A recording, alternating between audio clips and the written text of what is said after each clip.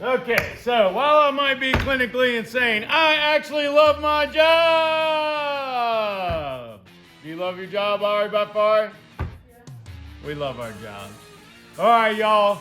I'm here to talk about some overlooked surplus items today. Primarily things that you think you're never going to use. Take a look at the picture, and when we come back, I'll tell you what they are and what you can use them for. All right, so I promised I'd tell you what they are and what they're good for. So the most overlooked and underappreciated pouches in the USGI surplus system are always going to be hand grenade, flash grenade, and entrenching tool pouches. There's some other specialty items out there, but you don't see them in as large of a volume. So I also included IFAKs in here because people think they're only good for first aid kits. They're good for many things. We'll start with flashbangs, and then we'll go to hand grenades, and we'll go up in size. So flashbangs, I only have them in multicam right now, but flashbang pouches do have an adjustable strap on them, so they can go from the size of a single DSOVN tin or case up to about 1.5 in length. A DSOVN case is a plastic case with our logo on it that we sell for accoutrements and fishing stuff.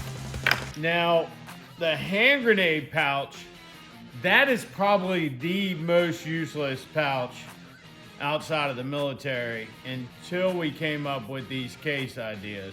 You know, everybody's made an Altoid survival tin.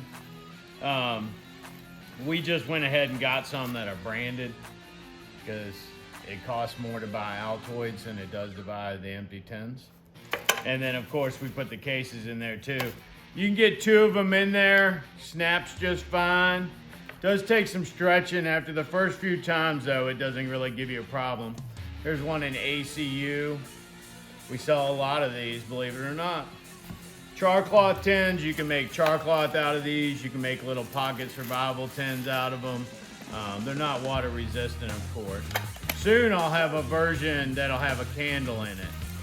So that'll be out probably in a week or so. Now that was hand grenade pouches and flash grenade pouches.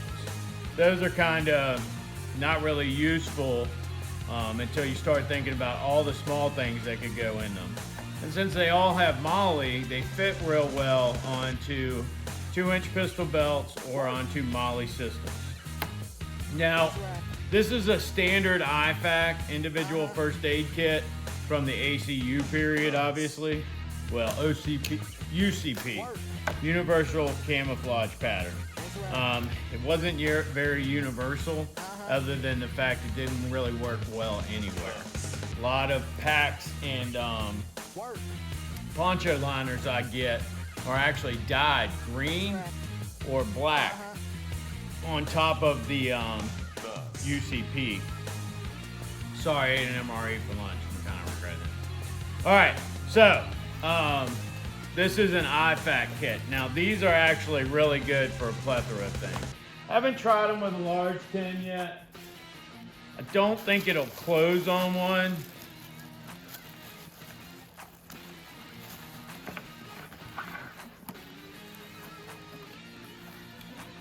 No way. All right. We learned things together here. All right, it did close on a DSOVN large tin. Wasn't really going to push that for these, but hey, it works. I like that.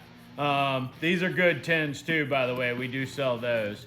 But the IFAK, this insert would be packed with medical gear that the soldier is issued for his own care if he gets hit.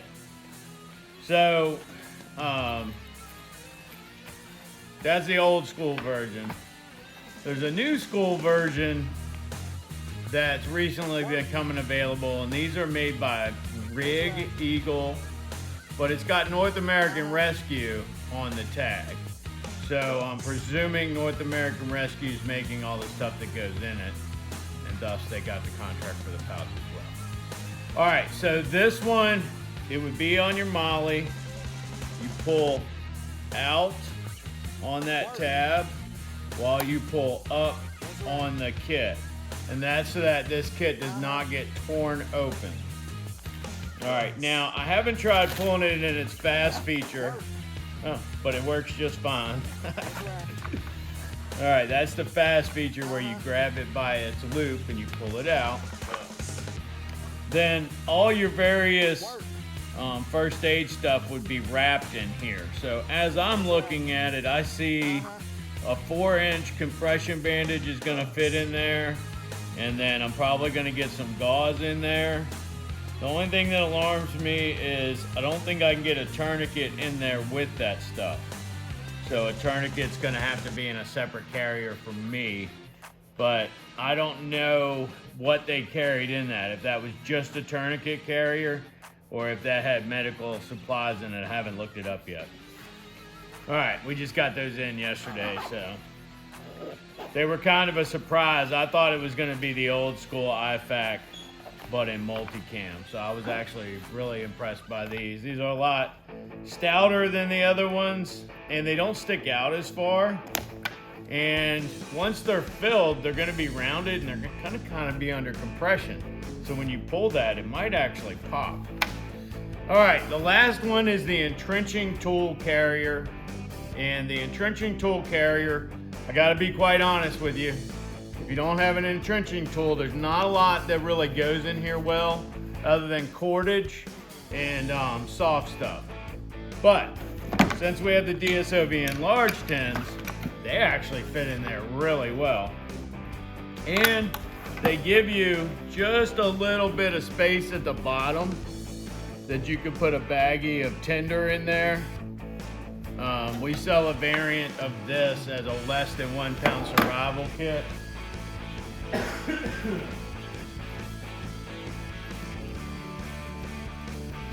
Comes with tools and fishing accessories, some artificial baits, a ferro rod, a little 7-in-1 tool, a knife, comes with a millimeter knife, and then it's got several things for making snares or setting trot lines. That would fit in there perfectly because it fits in this tin. And then you can put a little tinder up underneath there. A lot of options with the entrenching tool carrier. It's limited by your imagination. We do, of course, sell entrenching tools. Of course, I reach in the dirty box. But we got Gerber entrenching tools right now for like 35 bucks. So come check us out on Whatnot or check us out at dsovn.com. We have a lot of firearm accessories, magazines, ammunition. I'm sure you'll love it. All right, I'm the Wise Man. Thanks for watching.